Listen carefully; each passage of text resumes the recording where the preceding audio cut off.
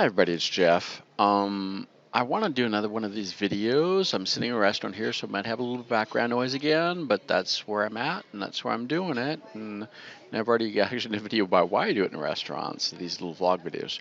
I want to do a video here on a clip on the risks of associating yourself, um, sometimes as a visible person, but not so necessarily really visible, but associating yourself as, a, as an outsider with minority language and minority culture projects. Okay, now this won't necessarily reflect what maybe if you actually are from the minority language or culture and are doing it, and especially if you're married to, or with someone that is also from that culture and language.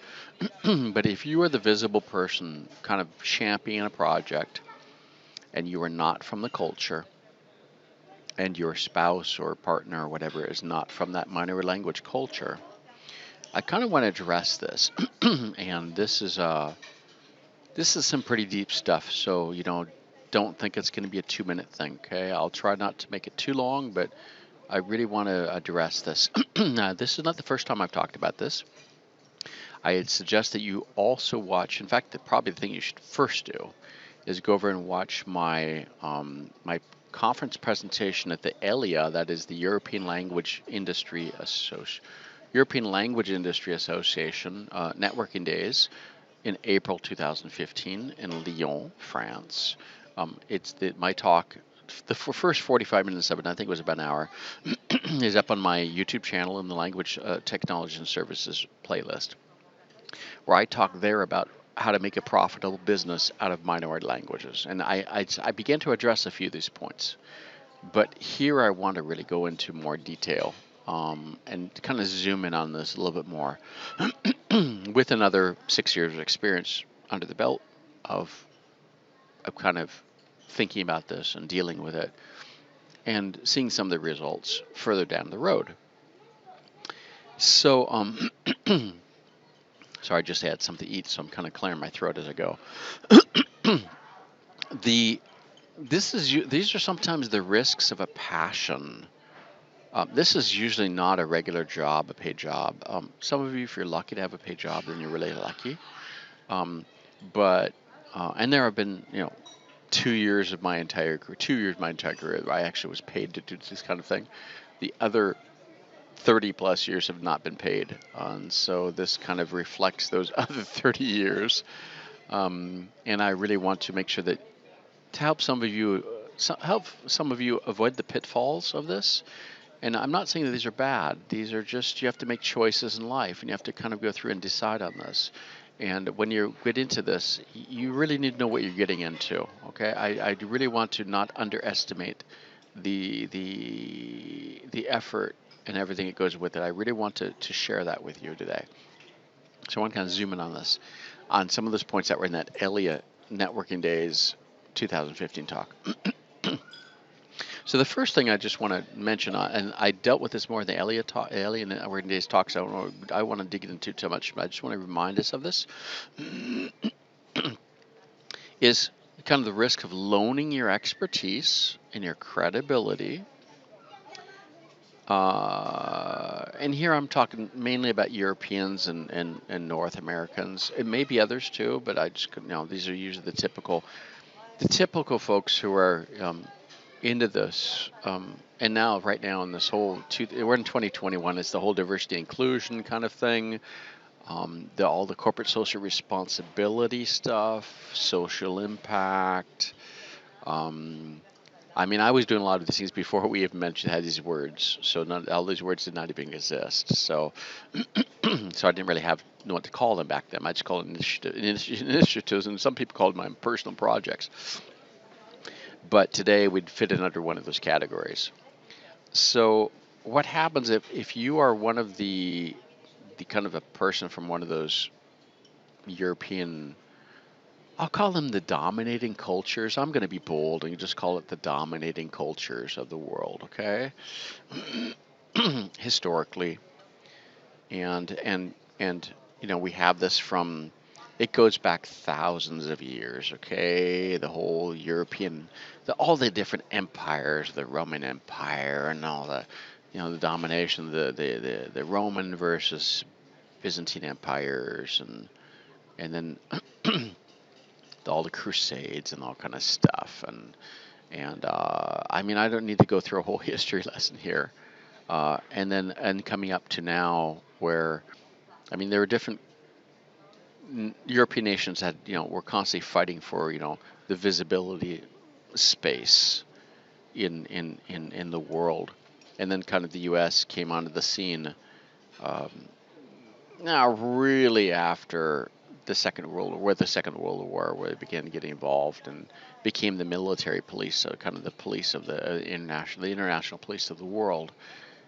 and now are kind of dominating that space, and all the things in Africa with all the the setting up all the countries, and colonization, and for diamonds, and for all kinds of natural resources, and then the whole thing of the gold, and whole thing of looking for Spain with all of Latin America, and all that. I don't want to go all through all these things, but I just want to recognize this is history.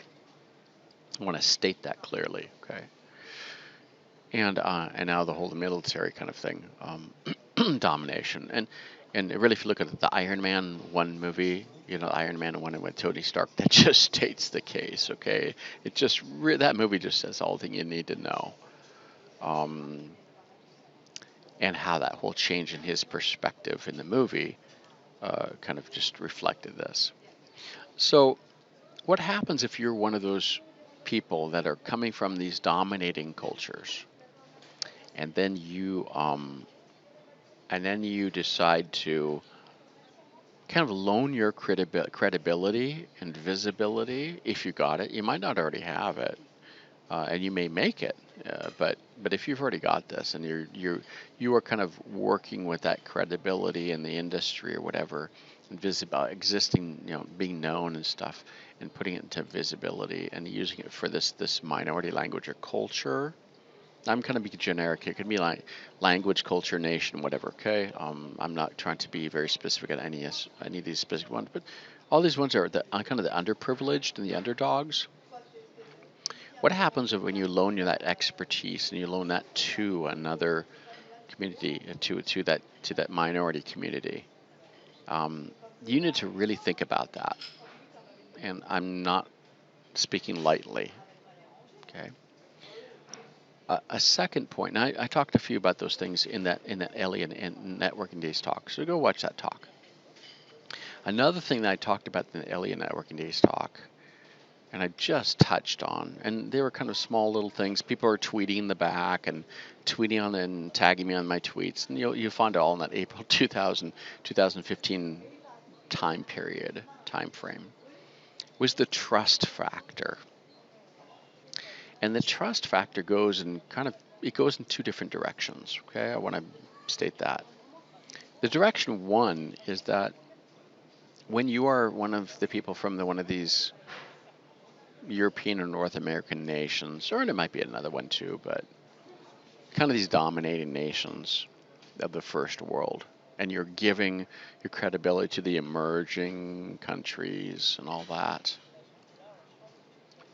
the developing countries or whatever. We were always coming up with more politically correct names. And I'm not trying to become too politically correct here. I just want to make a few keywords, and you know what I'm talking about. Okay, so. And I know how to be more politically correct. If I have to make conference talks about this and stuff, I always kind of choose the right word and all that. But here I'm making just kind of an opinion post on LinkedIn, and I'm not trying to make it any means. I'm just trying to really kind of state the facts and how to deal with those. So if you are a person from one of these dominating cultures and you are an outsider, as I've said, let's explain all that. You're not married into the culture, basically, or adopted. You can actually have an adopted child too, and be included in that culture. And I've got an adopted son, so from Africa, so I kind of understand that too. Um, for direction one is, what if you are the one that's associating yourself with these minority cultures and communities? One thing you must really be clear about and understand very clearly, and I've said this in that Elia, I got to keep referring back to that talk because that talk said it, but I just want to make a few statements here and go watch that for more details. Trust cannot be bought; it must be earned, and it's a long path. It's a very long path. It's a journey. It's not something that you do. You do not build trust with these communities in a couple days or a few weeks or even a few months. It takes years. so it's just a long journey. Another thing is that you need to build that trust. You need to earn it and you need to keep it because it's the fastest thing you can drop, okay, and then just lose. And losing that trust, you don't get it several attempts. You lose it once and it's bam. You're really hard. And you can't get through a second hit. So you don't want to lose it the first time. Okay, I just want to be clear of that. And you don't want to risk of losing the trust. And I don't want to go into all the things. I just want you to imagine all the possibilities if you lose the trust of a European or a North American that's lost the trust of a previously colonized nation by your country. Okay, I'm being bold here to say this. Okay, can you feel the stuff? And especially if that country has gone through independence, and now there's this whole kind of this feeling since the 1960s of this independence, but they're not really quite independent because they're still kind of depending on the previous mother country. And now you're coming in and losing that credibility, and you lose the trust with them again. That just brings back a lot of bad memories. Okay, bad memories for them of their parents. They didn't go through it, but their parents and their uncles and their grandparents went through it, and and and I haven't experienced this one, but I've watched enough movies. Tarzan gives you a lot of those things, and so do a lot of the other movies. Of just a lot of these, a lot of these movies can give you the whole kind of situation of that. Even the Marvel comics, all the Black Panther kind of give it too. But all these things just kind of fit into this whole ecosystem of dealing with this context, this situation. Now, what happens? And I'm going to talk this the direction two. This is the opposite direction. Now, what if you're that European or the North American or kind of dominating culture person? And even if you're not a dominating person, then you gotta be kind of be bold. You gotta be an outgoer. You gotta be a really an extrovert kind of person to really attack this and be visible. So it's gonna kind of make you be the advocate and the champion. I mean, I'm gonna be honest here. You're visible. You'll be visible, and you'll be driving this. Um, and and and people will see you as the center of attention for this minority culture. Uh, and that's kind of puts you back in that situation where of the whole colonization, decolonization kind of scenario of who's in power. Okay, um, and even if you're the humblest person, and I struggle to be humble, and I really do try to be. But when you're visible, you can't kind of play the humble game too much too. Can't be too humble, because you got to be visible and you got to be outgoing to do it. And this is usually how you got to do it to make it work. So, um, and some people are really better than me. They really can be better than I am. And I really respect them and really aspire to be more like them. Okay. What happens? You go in the opposite direction. Direction two is the opposite one, whereas now you're ready to transfer this ownership of this project or initiative or corporate social responsibility, something social impact, something. Um, how do you deal with the when you want to transfer that ownership, your succession plan? And I'm talking about my succession plan right now, kind of openly on LinkedIn. And I don't want to say my succession plan, but that's kind of what it is. It's transferring that ownership over to those of the target minority culture and the community, where you want to kind of work yourself out of that job. Not because you don't want to give it up, because you want to give it back to the community. You want to give that visibility back to the community itself, okay, and not to be focused on you. I'm getting some deep stuff here, okay. I'm touching on some kind of very psychological, mental, emotional things. And I hope with all that you are kind of that are identifying this are kind of feeling that right now, because I'm feeling it. And I've kind of really carefully thought through this and pondered about this for many years, decades. Okay, 2 decades at least. I've pondered about it because the first decade I wasn't really thinking about these things, and then after a while I kind of got it done. So, so So we talked about trust in the direction one, and now we're going to talk about trust in the direction two. Are you ready? Are you ready? It's already hard enough for you to transfer things to people of your own culture when you've got to like a hand over a job or something to another job. And if you got through gone through new jobs and stuff, you did a handover to another person from your own culture. How much did you struggle with that? Hopefully that they wouldn't like screw it up, okay? And or not do it as well. But now we got to add in these other factors of this major culture and minority culture kind of context. Um, how well are you able to trust in those who will take it on after you? Okay, I really want to challenge you with this. You need to be able to let go. It's tough to do. And maybe they won't do as well as you did, or maybe they won't do it the way that you did it, or as well, um, or be as successful. And success is kind of kind of a very fuzzy term, is a very kind of subjective term. Okay, um, there isn't much you can do in KPIs and objectives and all these things and OKRs. What do you want to call these things? Um, but how much you're willing to trust in those who will take it on, and how much you're willing to let them build upon it. Just think about it, okay?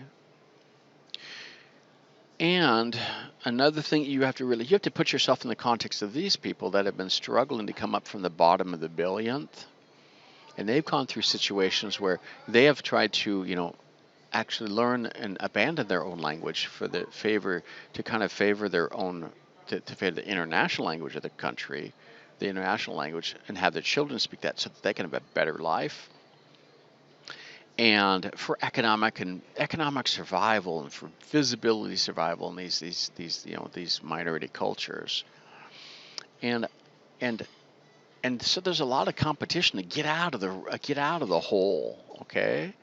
Um, and I know that there's Trump called these I can't remember the word he used.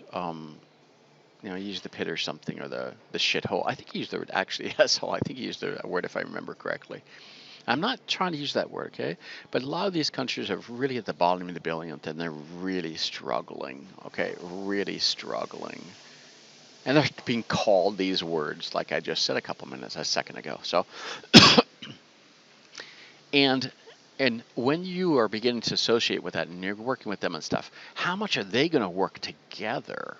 I mean, they're gonna fight. It's a dog eat dog kind of situation to get out of to get out of the situation, to actually finally get a visa to a European country or North American country. I mean, that's the dream, folks. Um, and that's hard to get. And so they're always hoping to live that American dream or that European kind of thing. Um, And then they get here and then they discover it's not always as great as either, because there's a lot of other things of discrimination, all that, and I don't want to go into all that too. I mean, this could be a really long video if I wanted to, but I don't want it to be. Um, but how much are they going to be able to work together? How much are they going to be able to work together rather than infight among themselves when you're transferring this ownership of this thing that you've been working on for 5, 10, 15, 30 years? I've been at this for 30 years. How much are they going to be able to work together rather than fight against each other for their visibility because one wants to be more visible than the other? I mean, you've got to really think about this and choose who you want to work with. Um, that's not always easy, okay? And then are they not going to abandon this at the slightest struggle just they have because they've been dominated by Europeans and they have been subjected to the white folks. Okay, let's be honest. I mean, I'm a white guy who's been kind of the champion for a lot of Black Caribbean cultures for 30 years. And I'm not saying the only, okay? I mean, there are others, and there are lots of folks in the Caribbean that have been, really fighting for their own cultures too, but have actually got to European countries, and so they're part of the insider community, so they can actually do this easily and more easily.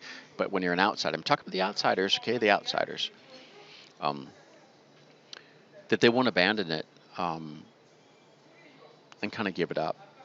And then what happens, and this is the worst thing that can happen, okay? I'm going to be really honest here. If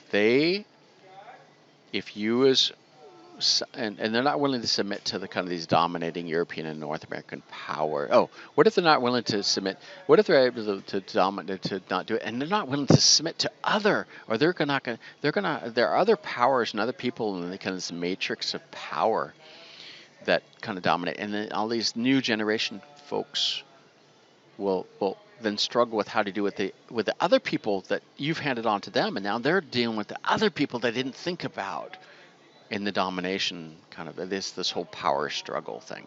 It's all power and greed, folks. It's all power and greed. Okay, not always. A lot of us have the heart to do it. It's not about power and greed, but then there's power and greed by others. Okay, and it's kind of like of driving a car. You don't have to worry about the offensive drivers. You got to worry about defensive driving of the other drivers. It's not you that's the problem. It's the people that are going to hit you that's the problem. And so it's that kind of situation. And that risk of them letting you down. You've transferred over. You're beginning to transfer it over, and they let you down. They don't take it on as much as you would hope they would, because it's a heavy responsibility. It's a lot of work. It's really. I mean, especially if you've been at it not just for 2, 3, 4, 5 years, but if you've been really on it for decades, there's a legacy of it. And what if they don't take it up in the same way, or they don't take it up as much? They let you down, and then you have to take it. You have to jump back again and take it up again. Whoa! You want to. It can be dangerous territory.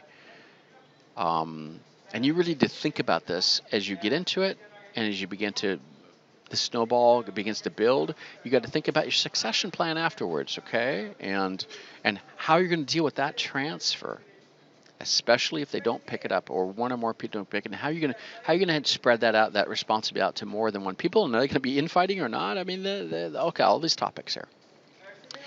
And then, and if you take it back for even a period of time, even temporarily, is the perception. A lot of things are perception. It's not truth. A lot of things are based on perception. What happens is that if they perceive that you didn't want to give away in the first place, and then you didn't want to really transfer it from the start. These are thoughts. I'm not saying that these are all true, and I'm not saying that all these happen, but I've really thought about all these things as I go through this kind of pondering process of, as I want to transfer things over to people. And who do I want to trust? Who do I want to take it on, and how many people, and the consortium, or whatever they may be, or whatever, I don't know. I don't know what that word is. It might be committee, consortium, whatever. I don't care. It can be one person. It doesn't matter. So that's that. And the third one I want to finish up with, and we're already here at 25 minutes, and I want to try to keep it under 30 minutes. Um,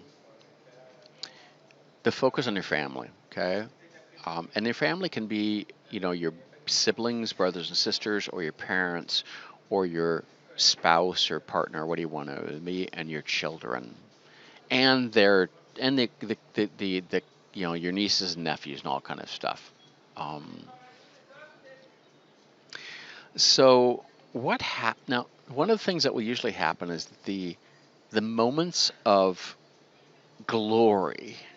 Okay, and I'll say that the moments of glory are during disasters, world disasters, and that's really unfortunate that we have to wait for disasters to happen in order for these minority cultures and languages to be revealed and to be seen visibly.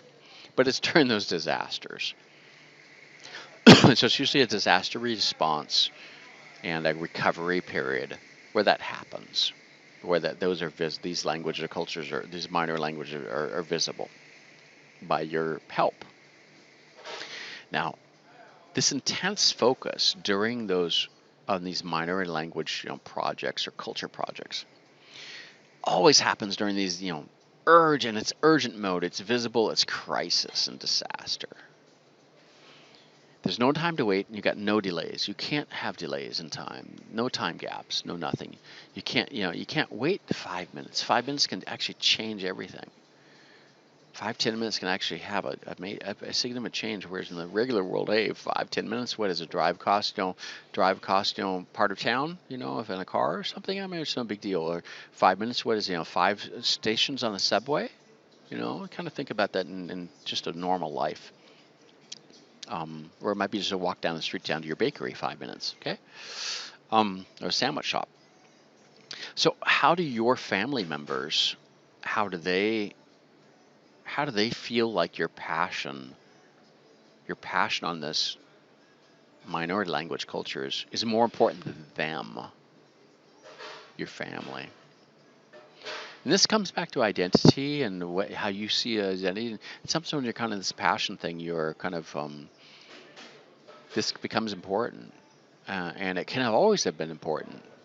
And it depends if you got kind of married or you partnered up with somebody and they had that vision or not along with you. And then when you have children, how do they grow up in all of this? And your family vacations, can be disrupted by the attention on these minor language culture kind of project tasks to the point where it can be, frustrating for your family. And and what about the moments of no sleeping, for long periods where you're just so intense on these things? For these intense crisis moments. I'm not talking about kind of when things are calmed down, all that. I'm talking about the crisis. You've got to do it because time delay. Hey, this is crisis mode. The doctors and the nurses aren't taking time off. But think about COVID. In the beginning of COVID, it was like we were all focused on the doctors and nurses. They had no time off, and they were struggling. Same thing in this kind of thing in a disaster mode, and a crisis for a minority language culture, whatever, in some kind of situation. Okay, same thing. People aren't taking time off. Your family was going, why are you taking time off? Well, they're not taking time off. I believe I've used these words before. Hey, those people out there are not the crisis moment that I'm helping. They're not taking time off. You want me to take time off to go? And your family's going to react to this. Um, uh, and so you have to really think about how you're going to respond to those and how much time you're going to put into it. And and then another point that I like to bring it up is how do you deal with it when your children, may have been younger when you were doing this for in the beginning years or whatever, or even you might have been usually happening when I was doing this way before they were kids. Kids came along.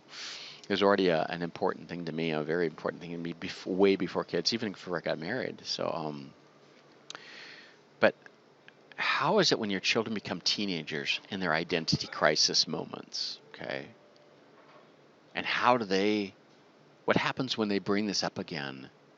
When they're, middle to late teenagers and they're referring back to those childhood years of feeling like they were in the shadow of this minority culture thing.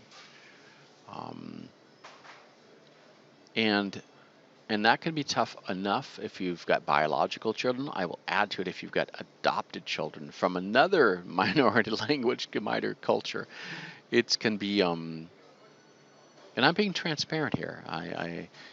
But I really believe this is important for all of us. And I can, I don't want to call out those of you that have, I know are going through this and have kind of really, you've got this passion, um,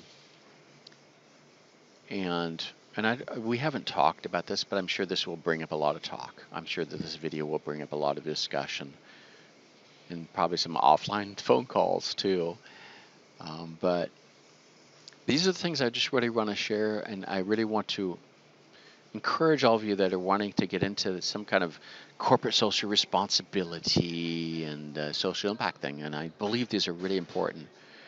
But you have to think about these things as you get involved in them. And it's not just kind of a spur of the moment thing. And it's not a short, sometimes these things don't just happen for a month or two. They go on for a long period of time. And they change your life. Okay, they change your life more than you can imagine. And then that will affect how you in your personal life and how you with your family and all that, how you manage that. So I don't want to say anything more. We've just gone over 30 minutes, and I just wanted to share this with you. And I believe that these are some things I just really want you to think about. And I'm just trying to share my experience on it. And I'm doing okay. I'm doing okay with trying to manage that. But I've, struggled with it too. And that's hope you felt that. So so keep going with it. Be bold, be strong, uh, and and do the whole thing, and really enjoy what you're doing. But think about the rest of the world around you and the whole ecosystem of all this thing too, including your family members and including those, and how you'll deal with this. All these topics are taught about. Okay. So thanks for taking the time to listen to this. And I really do appreciate that. And if you've got any questions, you know how to reach me. Thanks.